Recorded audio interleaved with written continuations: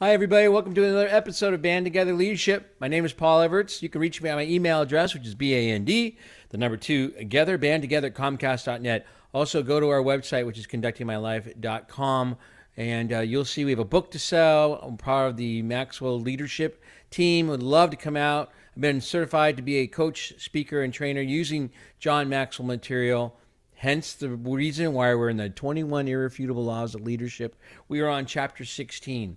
Before I get to Chapter 16, I'm recording this on the 23rd of March. I believe I've got it ready to go for May 3rd, but we are recording this the 23rd of March, 11:28 a.m. Pacific Standard Time, from my beautiful home in Roseville, California. Let me just throw out one more commercial. Would love to come and be with your organization, church, school, or even you, private lessons on using John Maxwell's material. Our philosophy at Band Together is better people make better leaders. Not perfect leaders, not perfect people.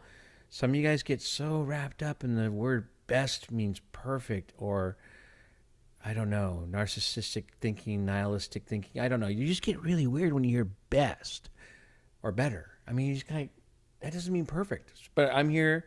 I'd love to be with you. If you're interested, definitely contact me. And I really, really am grateful that you're going to be with me for the next 15 minutes today. We are working on, as I said, 21 Irrefutable Laws of Leadership. We just got done having a good weekend in Visalia, April 29th and April 30th. Grateful for what happened down there. Super grateful. And I would love, again, to go back down there, hopefully sometime in August. And we'll see what happens. But I'm ready to go all over the place and promote this wonderful book and all the books. When we were in Visalia, we did 15 Invaluable Laws of Growth. And also, sometimes you win, sometimes you learn for teens. So there is my 2-minute commercial. Let's get to the subject, shall we? We are working on the law of the big Mo. Momentum is a leader's best friend, isn't it, though?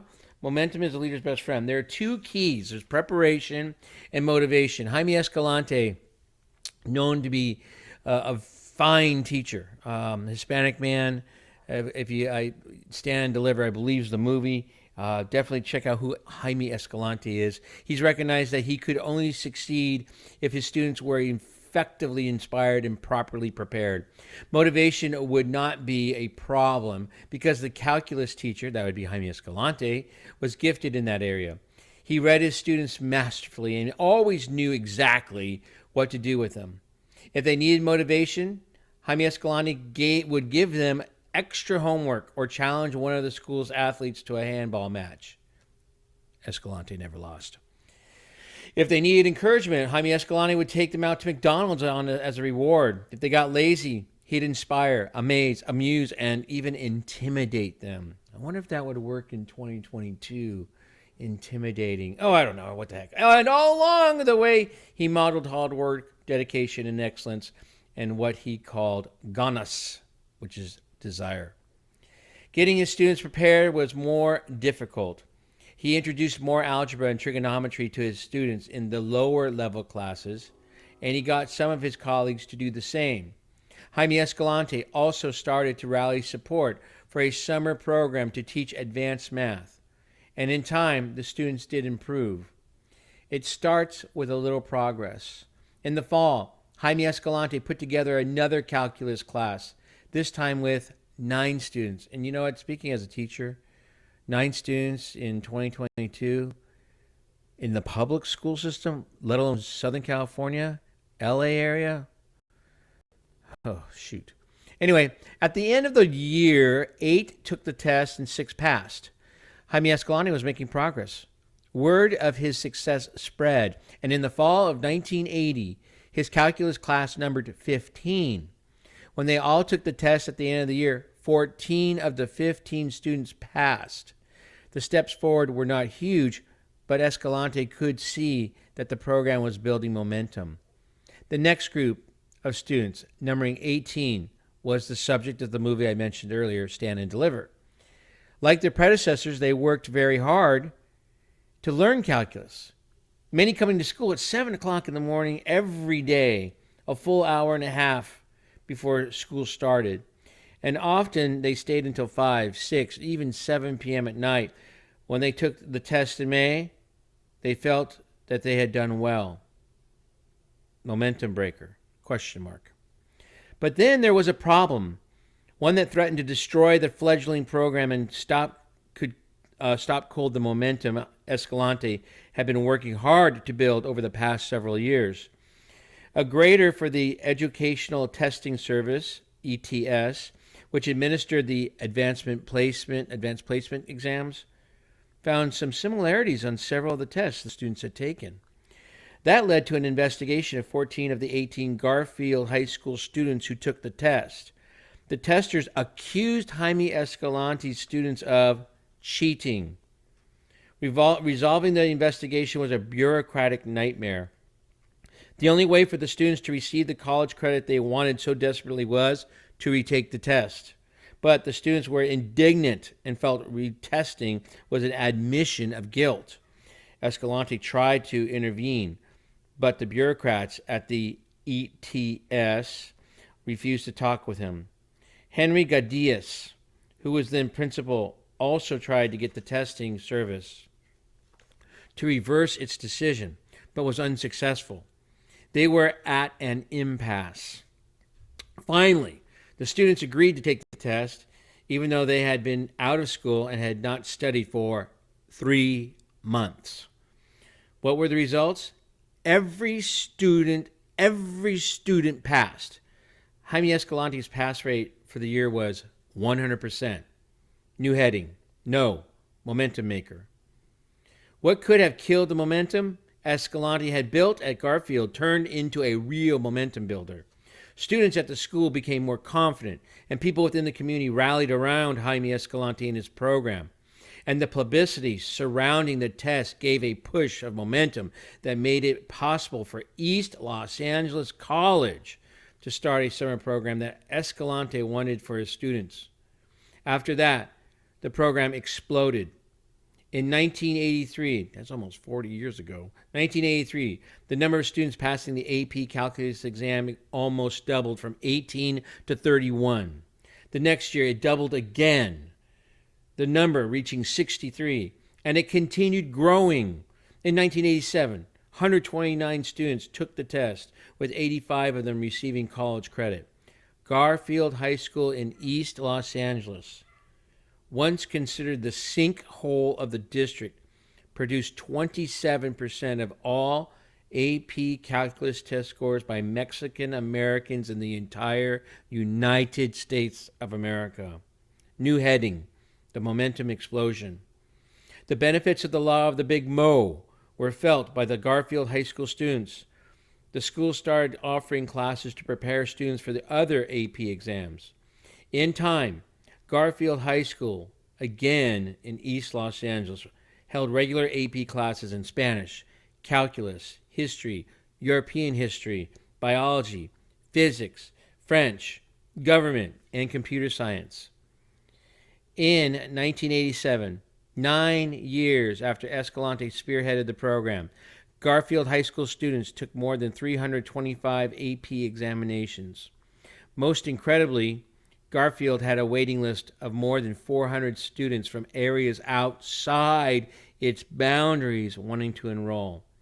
The school that was once the laughingstock of the district and that had almost lost its accreditation had become one of the top 3 inner city schools in the entire nation. That, my friends, is the power of the law of the Big Mo. So just a couple of things. Only a leader can create momentum. Truths about momentum. Momentum really is a leader's best friend. Sometimes it's the only difference between winning and losing. Momentum makes leaders look better than they are. When leaders have momentum on their side, people think they're geniuses. They look past shortcomings. They forget about the mistakes the leaders have made. Momentum changes people's perspective of leaders. Momentum helps followers perform better than they are. Momentum is easier to steer than to start. Momentum is the most powerful change agent. With enough momentum, nearly any kind of change is possible. That was true for Garfield High School, considered by many people to be a place with no hope. And it is true for any other organization. Momentum puts victory within reach. All right? So my belief on momentum is very parallel to that. One of the things that I was knowing in my career is that every school that I taught at grew. Every school grew in quantity and quality. It did. You can check. Be it Tokay High School, be it York School, Granite Bay High School, Galt High School, Dublin High School, and yes, Oakmont High School. Every program grew. And I'm proud of that. And that was because we had a law of momentum. Once the students saw that they could do the work, that carried on and on and on. What we're seeing now is closing of the gap means lowering it. Opposed to what it used to mean, closing of the gap was get it up there. Nope. We're going to go ahead and lower it.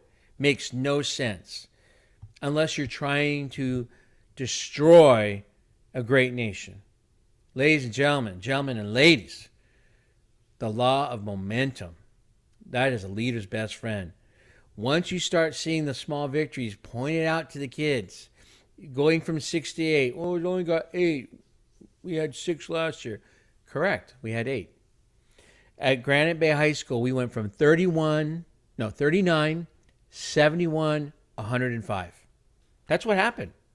And I'm telling you right now, the number of students, nope, we did not grow as a student population by almost 100%. 39 to 71.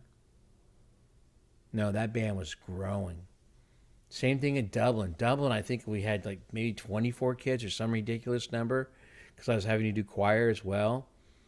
Left that school after 9 years with 2 full-time music teachers because people felt the momentum. People were seeing it's getting better and better and better. And yeah, there'd be times when the momentum stopped, and usually that is when I got attacked. That is when people said, you stink. You're an awful teacher. Really? It's like any coach. You know, all of a sudden this coach starts having a losing season after having maybe 5 to 10 winning seasons, and they're awful. What happened to the 5 previous seasons? Oh, we don't care about those. So the momentum stopped. Keep the momentum up. Little victories every day. Everything is important. The book that says don't sweat the small stuff, don't take that too literal. All right, that's it for today. Begin with the end in mind. Every choice you make is who you are, so choose wisely. Seek first to understand, then be understood. And finally, people don't care how much you know until they know how much you care. I care about you. And considering today is the 23rd of March when I'm doing this, I'm hoping that by May the 3rd, which is what you're seeing now, May the 3rd, this war has stopped and not grown. But March 23rd, it's pretty bad, everybody. God bless us. God bless the United States. Heal the world. Goodbye.